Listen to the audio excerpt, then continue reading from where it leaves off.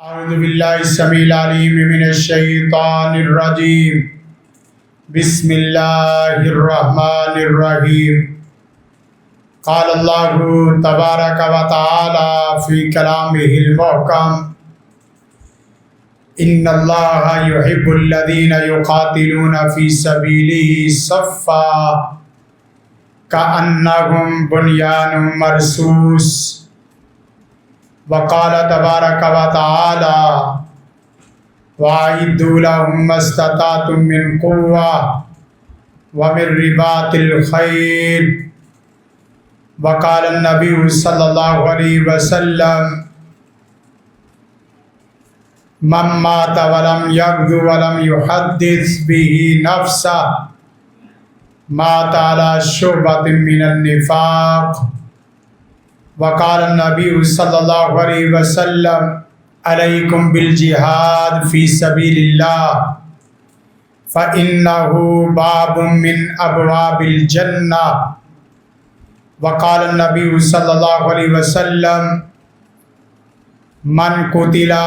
دون مالہ فہو شہید رباط یوم ولیلۃ خیر من صیام شہر و قیامہ او کما قال صلی اللہ علیہ وسلم۔ حمد و ثنا اس وحدہ لا شریک کے لیے جو اکیلا تنہا پوری کائنات کا خالق مالک رازق حاجت روا مشکل کشا ہے۔ درود و سلام آقا دو جہاں رحمت اللہ العالمین سید الاولین والآخرین جناب نبی کریم محمد عربی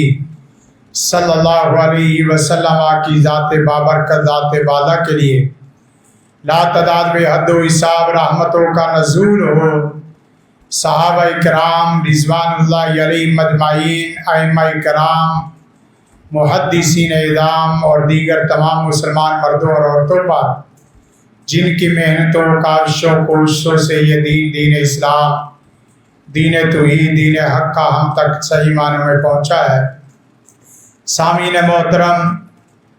خواتین و حضرات، 10 مئی 2025 معرکہ حق بنیان مرصوص کی مناسبت سے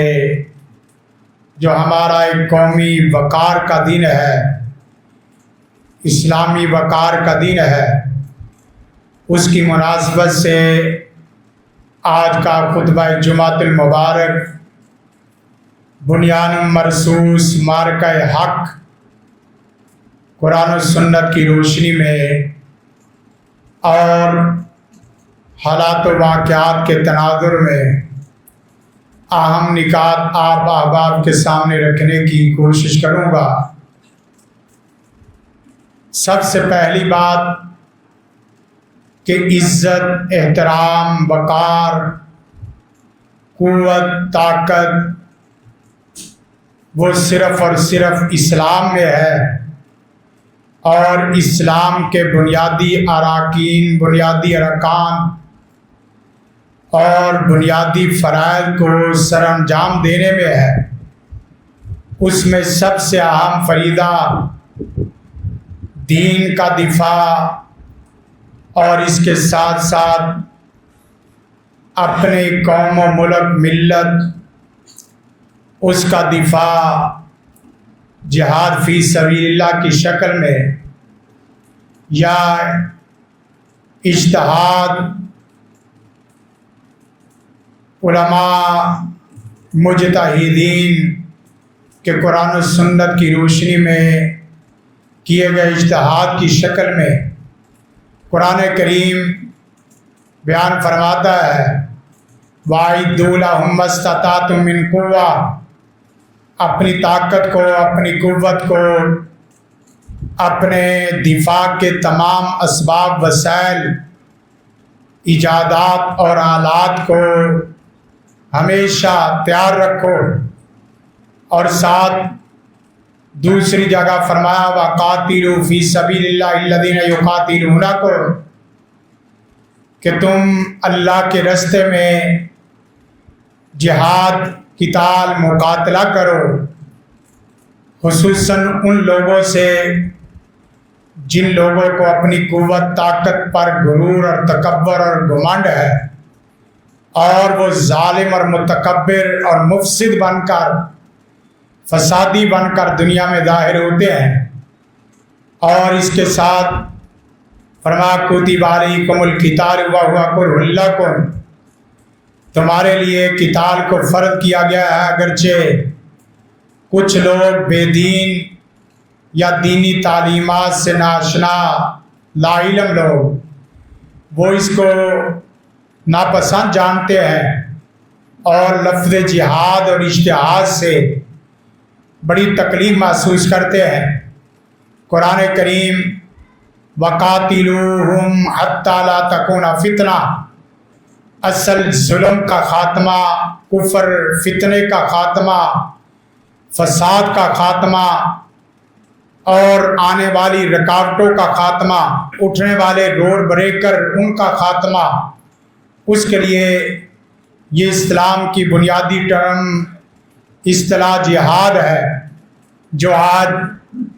اللہ کے فضل و کرم سے، اللہ کی توفیق اور اللہ کی خاص مدد سے ہمارے مسلح گروپ افواج پاکستان کی شکل میں اور دفاعی تمام صورتوں کی شکل میں الحمدللہ زمینی اعتبار سے بھی اور نظریاتی اعتبار سے ہمارا دفاع پہلے سے مضبوط تر ہوتا چلا جا رہا ہے۔ احادیث کا مطالعہ کیا جائے، فرمایا واللہ انک لاحب بلاد اللہ الیہ، مکہ بیت اللہ کو اللہ کے رسول نے مخاطب کر کے فرمایا تھا روئے زمین میں سب سے محبوب خطہ، زمین کا ٹکڑا، اللہ کا گھر بیت اللہ، بکہ شہر مکہ، وہ مجھے پسند ہے۔ اگرچہ قوم نے وہاں ہجرت سے مجبور کر دیا، اس سے پتہ چلتا ہے کہ وطن کی محبت برکت فطرتی ہے، وطن پسندی ضرور ہونی چاہیے لیکن وطن پرستی نہیں ہے، قومیت پسندی ضرور ہونی چاہیے لیکن قومیت پرستی نہیں ہے، جدت پسندی ہونی چاہیے لیکن جدت پرستی نہیں ہونی چاہیے۔ ایک ایک لفظ میں جو اس کا صحیح اسلامی کنسپٹ ہے وہ بھی آپ کے سامنے رکھ رہا ہوں۔ اور اسی طرح رسول کائنات نے فرمایا من قتل دون مالی فہو شہید الی آخر الحدیث، جو آدمی اپنی جان کی، اپنی مال کی، اپنی عزت کی، اپنے خون کی حفاظت کرتے ہوئے قتل ہو جائے وہ آدمی مقتول نہیں ہے بلکہ شہید ہے۔ رسول کائنات صلی اللہ علیہ وسلم کا تیسرا فرمان رباط یوم ولیلۃ، ایک رات یا ایک دن اللہ کے راستے میں رباط کرنا، پہرے داری کرنا، اس کی کوئی کسی قسم کی حفاظت کرنا، خیر من صیام الشہر، ایک مہینے کے روزوں سے اور اس کے ایک مہینے کے قیام سے بہتر ہے۔ رسول کائنات صلی اللہ علیہ وسلم کی اگلی حدیث، رسول کائنات صلی اللہ علیہ وسلم نے فرمایا علیکم بالجہاد فی سبیل اللہ، جہاد فی سبیل اللہ کو لازم پکڑو، اس لیے فإنہ باب من ابواب الجنہ، یہ جنت کے دروازوں میں سے سب سے اہم ترین دروازہ ہے۔ اور رسول کائنات صلی اللہ علیہ وسلم نے فرمایا جو آدمی اللہ کے راستے میں من قاتل فی سبیل اللہ، اللہ کے راستے میں قتال مقاتلہ کرتا ہے، چاہے اگلی صفوں میں ہو یا پیچھے دفاعی صفوں میں ہو یا اول صف کا وہ نمازی ہو یا آخری صف کا مجاہد ہو، ہر دو شکل میں فرمایا کہ فواق ناقتین، ایک اونٹ کے دودھ کے دھونے جتنا وقفہ بھی کوئی آدمی اپنی صلاحیتوں اور اپنی اہلیتوں کا رباط میں گزار دیتا ہے، فرمایا واجبت لہ الجنہ، رسول کائنات نے فرمایا جنت اس کے لیے واجب ہے۔ اور ایک حدیث میں فرمایا من جاہد غازیا فی سبیل اللہ، جو آدمی جہاد میں غازی کو تیار کرتا ہے اس کا بھی اجر و ثواب اس مجاہد فی سبیل اللہ کا ہے۔ اور ایک حدیث میں من ماتا ولم یغد ولم یحدث به نفسا، جو آدمی اس حال میں مرے نہ اس نے کوئی غزوہ کیا، جہاد کیا، نہ اس نے جہاد کا کوئی خیر کا پہلو سوچا، مات علی شعبۃ من النفاق، وہ نفاق کے شعبوں میں سے، نفاق کی موت میں سے ایک موت مرے گا۔ گویا کہ ایک خطیب کی جو بنیادی ذمہ داری ہے کہ وہ اپنے خطبے کو قرآن و سنت کی روشنی میں مزین کرے اور قرآن و سنت کی روشنی میں اپنے میسج کو رکھے، پھر اس کے بعد اسی بیانیے پہ اپنا بیانیہ اور اعلامیہ پیش کرے۔ میں نے آپ کے سامنے 10 آیات اور حدیث آپ کے سامنے رکھی، بنیان مرصوص کی بات کر رہے تھے، 4 اہم نکات آپ کے سامنے اور اس کی ذیلی چیزیں رکھ کے بات کو ختم کروں گا۔ سب سے پہلا جو میسج ہے بنیان مرصوص کے اعتبار سے کہ یہ بنیان مرصوص ایک نظریاتی نام ہے جس سے سیکولر طبقے کو، لبرل طبقے کو بہت بڑا پیغام جاتا ہے کہ یہ پاکستانی ریاست یہ اسلامی ریاست ہے، یہ سیکولر ریاست نہیں ہے۔ اس کے دفاع کرنے والے، اس کی تعمیر کرنے والے، ان کے دل و دماغ میں اسلام کا نظریہ محفوظ ہے۔ بنیان مرصوص لفظ نے جہاں اس آپریشن نے لوگوں کو پریشان کیا، وہاں خالی بنیان مرصوص لفظ نے لوگوں کو حیران کیا کہ یہ ایک ایسا عجیب نام ہے کہ بنیان مرصوص۔ اور پھر اس کے بعد دوسری بات اسی سے متعلقہ، یہ بنیان مرصوص مارکہ حق ہے۔ آپ اس کو لفظوں میں، سلوگن میں اپنے بچوں کے دل و دماغ میں نقش کریں۔ بنیان مرصوص آپ کے بچوں کو یاد ہونا چاہیے، اس کے تصورات بھی آپ کے بچوں کو سمجھ ہونے چاہیے۔ اور مارکہ حق مارکہ بنیان مرصوص ہے، اور پھر حق و باطل کا مارکہ، کفر و اسلام کا مارکہ، اس لیے کہ صرف یہ فتح پاکستان کی فتح نہیں ہے بلکہ پورے اسلام کی فتح ہے۔ یہ فتح صرف پاکستانیوں کی نہیں ہے بلکہ پوری دنیا کائنات کے مسلمانوں کی فتح ہے۔ یہ فتح صرف پاکستان کی نہیں ہے بلکہ دنیا کائنات کے تمام ان لوگوں کی فتح ہے جو امن کے داعی اور خیر کا میسج، دین کا میسج دینے والے، مذہبی کہلانے والے ہیں۔ اور پھر یہ مارکہ ہمیں ایمان کا، تقوی کا اور جہاد فی سبیل اللہ کا درس دیتا ہے۔ اور کمال قربان جائے، یہی لوگو سلوگن ہماری افواج پاکستان کا ہے کہ ایمان، تقوی اور جہاد فی سبیل اللہ۔ اس سے بھی بہت بڑا سبق ملتا ہے کہ ہمارا ملک کلمہ طیبہ لا الہ الا اللہ محمد الرسول اللہ کی بنیاد پہ کھڑا ہے۔ ہمارا ملک ایمان اور تقوی اور جہاد فی سبیل اللہ کی بنیاد پہ کھڑا ہے۔ اور یہاں سے ایک درس سبق یہ بھی ملتا ہے کہ جنگیں توکل علی اللہ کی بنیاد پہ لڑی جاتی ہیں، تقوی کی بنیاد پہ لڑی جاتی ہیں، ایمان کی بنیاد پہ لڑی جاتی ہیں۔ ہاں، ہماری تو پوری تاریخ ہے، ہم نے بدر ایمان سے لڑی، ہم نے احد ایمان سے لڑی، ہم نے حنین ایمان سے لڑی، اور ہم نے دیگر جتنی جنگیں ہیں توکل علی اللہ کی بنیاد پہ لڑی۔ اسباب وسائل اس کی بھی اہمیت ہے، لیکن اسباب وسائل کی توکل اور تقوی ایمان کے مقابلے میں کوئی حیثیت نہیں رہتی۔ ہم 313 تھے، مقابلہ 1000 کا تھا۔ ہم 3000 تھے، مقابلہ 10,000 سے تھا۔ ہم 10,000 تھے، مقابلہ 3 لاکھ سے تھا، مقابلہ 1 لاکھ سے تھا۔ ہمارے پاس تیر تھے، چھوڑنے کے لیے کمان نہیں تھی۔ ہمارے پاس تلوار تھی، روکنے کے لیے ڈھال نہیں تھی۔ ہمارے پاس افراد تھے، گھوڑے نہیں تھے، آلات سواریاں نہیں تھی، لیکن اللہ کے فضل و کرم سے پھر بھی ہم نے ایمانی سطح پہ یہ جنگ لڑی۔ یہی جنگ اللہ کے فضل و کرم سے 10 مئی 2025 بنیان مرصوص کے نام پر اسی پہر میں لڑی گئی جس پہر کو قرآن کریم نے والعادیات ضبحا فالموریات قدحا فالمغیرات صبحا میں ایک میسج دیا ہے کہ جنگیں نظریے سے لڑی جاتی ہیں، ایمان سے، اور وہ قوم جو مودی کی شکل میں، انڈیا کی شکل میں، ان کا تو ہمارے سے مقابلہ نہیں ہے۔ ہم بڑی بڑی سخت قوموں سے لڑنے والی قوم ہے، ہم زندہ و جاوید قوم ہے، ہم حی قوم ہے،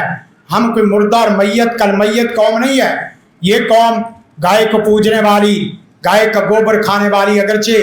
بات کرنے والی نہیں ہے، لیکن برکت ان کے نظریے کو آپ کے سامنے رکھ رہا ہوں کہ یہ قوم ہمارے سے کیسے لڑ سکتی ہے،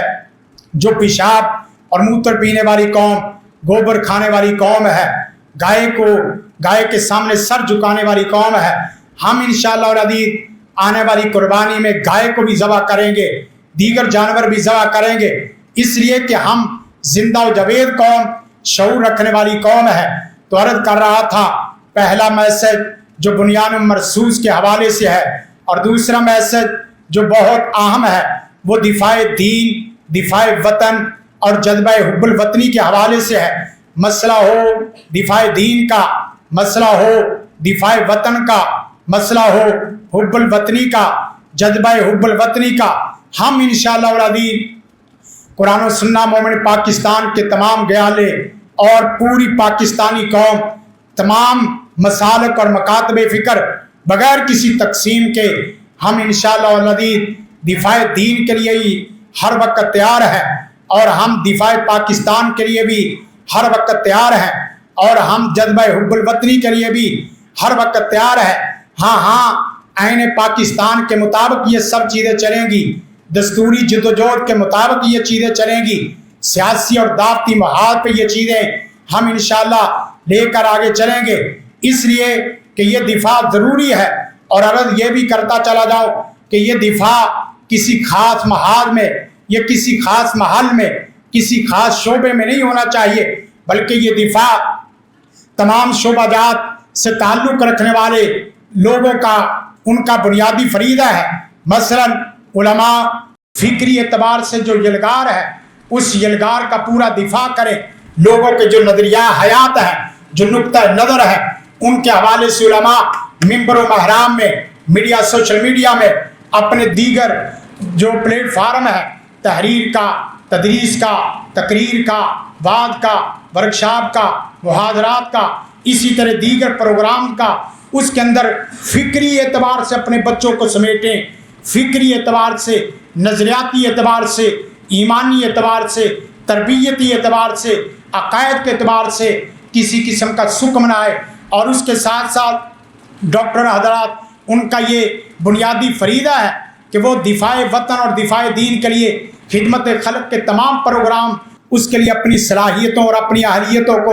قربان کریں، اور انجینئر طبقہ وہ تعمیر وطن کے لیے اپنی صلاحیتوں کو قربان کرے، دانشور اور صحافی طبقہ قوم و ملک ان کے نوجوانوں کے شعور کو بیدار کرے، اور شعور دین کی بنیاد پہ بھی ہو، حالات و واقعات کے تناظر میں بھی ہو، اور اسی طرح ہمارے جج حضرات عدل و انصاف کا بول بالا کریں، ہمارے حکمران اقامت دین کے لیے، امن کے قیام کے لیے، استحکام دین اور استحکام پاکستان کے لیے، اور اسی طرح افراد کے امن، افراد کی رزق، افراد کے صحت کے لیے تمام تر صلاحیتوں کو لگانے کی کوشش کریں، اس لیے کہ یہ جنگ بڑی عجیب و غریب جنگ ہے، جو زمین پہ بھی لڑی جا رہی ہے، جو ہوا اور فضا میں بھی جنگ لڑی جا رہی ہے، اور یہ جنگ سمندروں میں بھی جنگ لڑی جا رہی ہے، یہ جنگ سائبر میں بھی ہے، یہ جنگ ذہنوں میں بھی ہے، اور یہ جنگ انفارمیشن کی بھی جنگ ہے، اور اللہ کے فضل و کرم سے ہم ان تمام جنگوں کو جیتنے کی صلاحیت رکھتے ہیں۔ پاک فوج کی جرأت اور بہادری کو ہم سلام اور خراج تحسین پیش کرتے ہیں کہ اس اعتبار سے جنگ چاہے فضائی ہو، جنگ چاہے زمینی ہو، جنگ چاہے سمندری ہو، جنگ چاہے میڈیا، سوشل میڈیا کی ہو، اللہ کے فضل و کرم سے ہم نے انڈیا جیسے مغرور متکبر دشمن، اس کے سامنے بنیان مرصوص بن کے، سیسا پلائی دیوار بن کے ہم کھڑے ہو گئے، اور ان کا غرور وہ خاک میں مل گیا، ان کی عسکری قوت کا غرور خاک میں مل گیا، ان کی مادی قوت کا غرور خاک میں مل گیا، ان کی ٹیکنالوجی کا غرور وہ خاک میں مل گیا، ان کی ایٹمی قوت کا غرور اور تکبر اللہ کے فضل و کرم سے خاک میں مل گیا، ان کی جنسیوں کا غرور وہ خاک میں مل گیا، اور ان کے جھوٹے بیانیے کا غرور اور پروپیگنڈا ہے وہ بھی اللہ کے فضل و کرم سے خاک میں مل گیا۔ جو پوری زندگی کئی دہائیوں سے یہ بیانیہ دیتا اور بیانیہ بناتا آ رہا تھا کہ دنیا کائنات کی دہشت گردی میں سب سے زیادہ ہاتھ اور سب سے بڑا ہاتھ پاکستان کا ہے، اس کے لیے اس نے بڑے بڑے پروپیگنڈے کیے، بڑے بڑے بیانیے بنائے۔ لیکن آج اللہ کے فضل و کرم سے بات کی جائے افواج پاکستان کی تو دنیا کی سب سے بڑی قوت طاقت کا نام اس وقت افواج پاکستان ہے، دنیا کی سب سے بڑی مستعد فوج کا نام اس وقت پاکستان کی افواج پاکستان ہے، جو ایمانی جذبہ بھی رکھتی ہے، وطن کے دفاع کا بھی جذبہ رکھتی ہے، اور اللہ کے فضل و کرم سے کسی بھی قسم کی جارحیت، کسی بھی قسم کی قوت، کسی بھی قسم کی طاقت اس کا بڑے آرام کے ساتھ مقابلہ کرنے کی صلاحیت رکھتی ہے۔ یہی وجہ ہے کہ پاکستان اس وقت گلوبل لیڈر کے طور پہ ابھرا ہے۔ پاکستان اس وقت تمام عالمی قوتوں کی طاقت اور عالمی قوتوں کے مقابلے میں امامت اور قیادت کی طور پہ اللہ کے فضل و کرم سے یہ نمایاں ہوا ہے۔ پاکستان اس وقت فاتح کی حیثیت سے پوری دنیا میں نمایاں ہوا ہے۔ یہی وجہ ہے کہ پاکستان کے عالمی تعلقات بھی درست ہو گئے، داخلی اور خارجی مسائل بھی کافی حد تک سمیٹے گئے، اور پاکستان کے اندر امن کا بھی پورا قیام ہوا، اور یہ بھارت کی تمام شکلیں اللہ کے فضل و کرم سے غرور میں مل گئی ہے۔ پاکستان کا بھی نام ہوا ہے، پاکستانیوں کا بھی نام ہوا ہے، اور خصوصاً اسلام کا جو بڑا مقام ہوا ہے، اس میں ہم تمام اداروں کو خراج تحسین پیش کرتے ہیں۔ اور یہ کوئی جذباتی باتیں نہیں ہیں، ان کو تسلیم کرنا یہ ہمارے ایمان کا بنیادی جز ہونا چاہیے۔ ہم ہر جگہ پہ صرف اپنے جذبات کو اس طریقے سے نہ لے کے جائیں کہ اس میں حزبیت بھی ہو، اس میں عصبیت بھی ہو، اس میں شدت پسندی بھی ہو۔ ایسی بات نہیں بھائی، تو نے میرے جھوٹ کو تو جھوٹ کہنا ہے، یہ تیرا حق بنتا ہے کہ تو میرے جھوٹ کو جھوٹ کہہ، لیکن عدل انصاف کا تقاضا یہ ہے، انسانیت کا تقاضا یہ ہے کہ کبھی کبھی تو میرے سچ کو بھی سچ کہہ دیا کر۔ اتنی تو جرت اور قوت ہونی چاہیے کہ کبھی بندہ سچ کو سچ کہے۔ تو عرض کر رہا تھا، آخری میسج، پہلا میسج میں نے بنیاد مرصوص کے حوالے سے دیا، دوسرا میسج دفاع دین اور دفاع پاکستان کے حوالے سے دیا، تیسرا میسج افواج پاکستان اور پاکستان کے حوالے سے، چوتھا میسج پاکستانی قوم، مذہبی اور سیاسی جماعتیں اور ادارے اور ان کے افراد کے اعتبار سے ہے کہ آپ اپنی شناخت رکھو۔ کوئی بات نہیں آپ سنی ہیں، کوئی بات نہیں آپ اہل حدیث ہیں، کوئی بات نہیں آپ حنفی شافی مالکی ہے، کوئی بات نہیں آپ کاف سے ہیں، کوئی بات نہیں آپ نون سے ہیں، کوئی بات نہیں آپ تحریک انصاف سے ہیں، کوئی بات نہیں، لیکن آپ اپنی شناخت رکھو۔ شناخت میں تساہل نہیں ہونا چاہیے جس سے شناخت مٹ جائے۔ ہاں لیکن اس کے بعد ساتھ یہ بھی رکھیں کہ شناخت میں تساہل نہیں ہونا چاہیے تو شناخت میں تشدد بھی نہیں ہونا چاہیے۔ یہ نہیں ہے کہ جو میں ہوں جنت صرف میری ہے، میری جنت ہے، میرا رب ہے، میرا قرآن ہے، میرا کعبہ ہے۔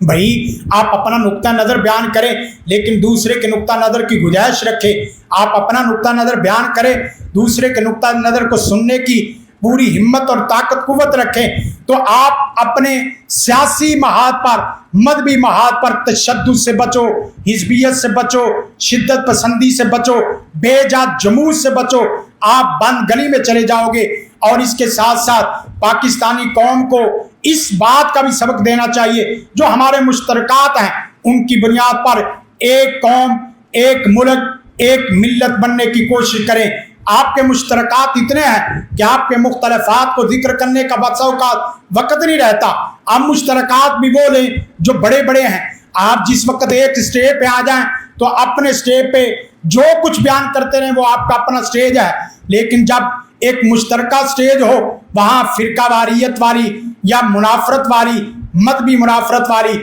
سیاسی منافرت والی باتیں وہ ختم کر کے ایک ہو جائیں، ایک ہو کر یہ فساد کو ختم کرنے کی کوشش کریں، صفوں میں اتحاد پیدا کریں۔ قرآن کریم ہے وَلَا تُفْسِدُوا فِي الْأَرْضِ بَعْدَ إِصْلَاحِهَا، اصلاح کے بعد اور انتشار یہ نہیں ہونا چاہیے۔ اور ساتھ نبی کائنات صلی اللہ علیہ وسلم کا فرمان ہے کہ یہ جو غداری ہے قومیت کی بنیاد پر، وطنیت کی بنیاد پر، یہ نہیں ہونی چاہیے۔ میں اللہ پاک کی قسم اٹھا کے کہتا ہوں کہ ہم پوری زندگی کبھی بھی یہ ہو نہیں سکتا کہ ہم اپنے دشمن کی بیجا اس کی تعریف میں اپنے پاکستان کو اور اپنے افواج پاکستان اور اپنے مذہب کے اوپر بات کرتے چلے جائیں۔ ایک